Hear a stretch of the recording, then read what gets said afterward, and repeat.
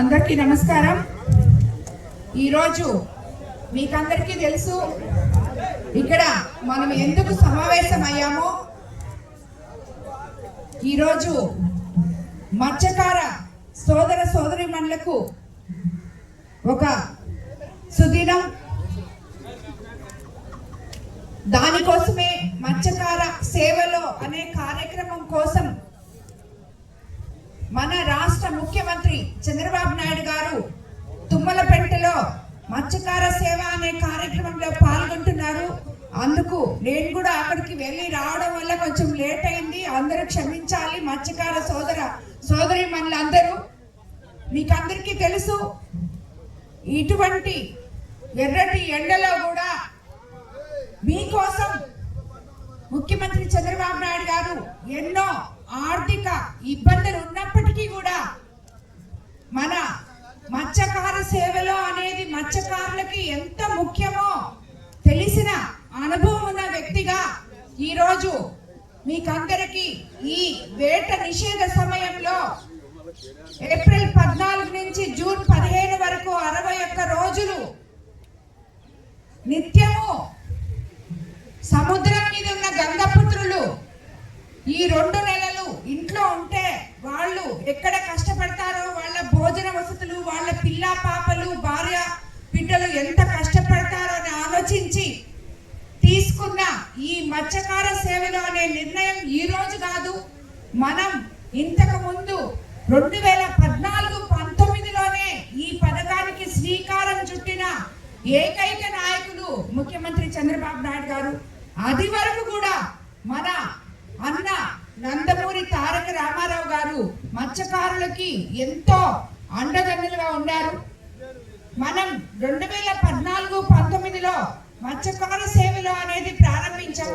తర్వాత గత ప్రభుత్వం మీరందరూ చూశారు, మీకు 10,000 ఇచ్చారు అంతే. దాని తర్వాత మీకు ఎటువంటి వేరే దానికి మత్స్యకారులకి సంబంధించిన ఎటువంటి సంక్షేమ పథకాలు కూడా మీ దరిదాపులు కూడా చేరలేదు. ఆ రోజు మనం 14-19లో మత్స్యకారులు వేటకెళ్ళి ప్రమాదవశాత్తు ఏదైనా ఇబ్బంది పడితే వాళ్ళకి వాళ్ళ కుటుంబం ఇచ్చే 10,000 2014లో ఇచ్చినదే ఈ రోజు ఎలక్షన్ ముందు మీకు అందరికీ మాట ఇచ్చాం. 10,000ని 20,000 చేస్తాం మత్స్యకార సేవలో, మత్స్యకారులు వేట నిషేధ సమయంలో అని. పోయిన సంవత్సరం మనం దాన్ని అలాగే 20,000 అందుకున్నాం. ఈ సంవత్సరం మళ్ళీ 20,000 అందుకుంటున్నాం. అలాగే మత్స్యకార బీమాని 5 లక్షల నుంచి 10 లక్షలు ఇప్పుడు మన ముఖ్యమంత్రి చంద్రబాబు నాయుడు గారు మీకు అందరికీ అందజేస్తున్నారు. అది కూడా ఇమీడియట్ గా ఎప్పుడైనా అటువంటి ప్రమాదాలు భగవంతుడి దయ వల్ల మీకు ఎటువంటి ప్రమాదాలు జరగకూడదు.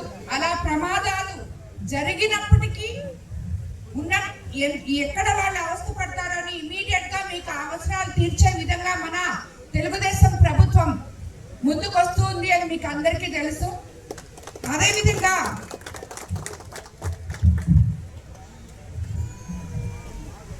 మనం గత ప్రభుత్వంలో మత్స్యకారులు ఎన్నో ఇబ్బందులు ఎదుర్కొన్నారు. ఎందుకంటే నాకు ఇది గుర్తు, పోయినసారి కూడా నేను ఎమ్మెల్యే అవ్వంగానే ఈ బయట రాష్ట్రాల నుంచి వచ్చే బోట్ల వల్ల మా వలలు చిరిగిపోతున్నాయమ్మా, మేము చాలా ఇబ్బంది పడుతున్నాం, వేటకి వెళ్ళలేకపోతున్నాం అని అందరూ వచ్చి అడిగినప్పుడు దీని గురించి నేను అసెంబ్లీలో కూడా మన మత్స్యకార సోదరుల తరఫున మొట్టమొదట మాట్లాడడం కూడా జరిగింది. అది ఇప్పుడు 2 సంవత్సరాల 3 నెలలు అయిన తర్వాత సుమారు 23 నెలల తర్వాత 2 సంవత్సరాల తర్వాత ఈరోజు మొన్న జరిగిన ఒక దురదృష్టకర సంఘటన అయితేనేమి ఏదైతేనేమి ఈరోజు ఆ సమస్యకి పరిష్కారం మన ప్రభుత్వమే చూపించింది మీకు అందరికీ. ఎందుకంటే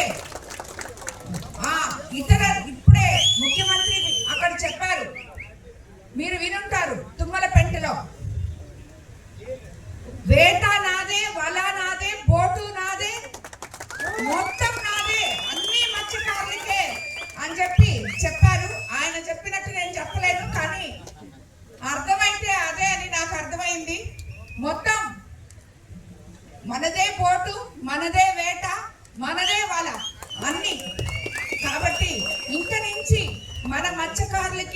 ఇవన్నీ కూడా ఇప్పటికే ఆల్రెడీ మీకు పహారా బోట్లు, సెక్యూరిటీ బోట్లు ఆల్రెడీ వదులున్నారని కూడా నేను అనుకుంటున్నాను. మీకు అందరికీ ఇబ్బంది లేకుండా వస్తాయన్న.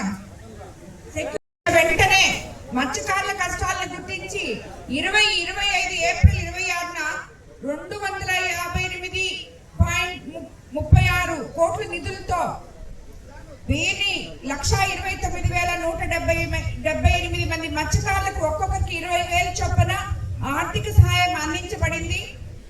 అదేవిధంగా ఇప్పుడు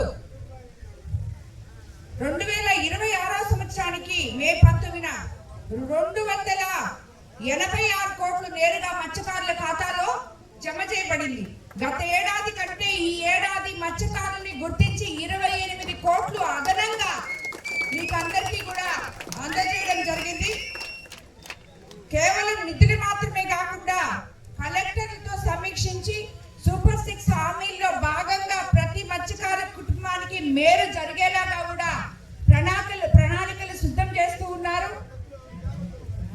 నాడు వ్యాపారులుగా ఉన్న మత్స్యకారులను కూలీలుగా మార్చిన ఘనత గత ప్రభుత్వానికి మిగిలిపోగా ఈ రోజు మత్స్యకార సోదరులు అంటే ఎంతో గొప్పగా చెప్పుకునే విధంగా మన ముఖ్యమంత్రి చంద్రబాబు నాయుడు గారు ముందుకు తీసుకెళ్తున్నారని మీకు అందరికీ నేను తెలియజేసుకుంటున్నాను.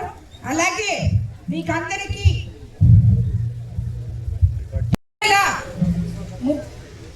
3,392 మత్స్యకార కుటుంబాలకు 20,000 చొప్పున 6,78,00,000 మన కోవూరు కాన్స్టిట్యున్సీలో మీకు అందరికీ అందించిన ఘనత మన తెలుగుదేశం ప్రభుత్వాన్ని మీకు అందరికీ తెలియజేసుకున్నాను. విడవలూరు మండలంలో 428 బోట్లు, అలాగే మన ఇందుకూరుపేట మండలం వచ్చేటప్పటికి 327 బోట్లను గుర్తించి మొత్తం లబ్ధిదారులకు ఈ సహాయం అందించడం జరిగింది.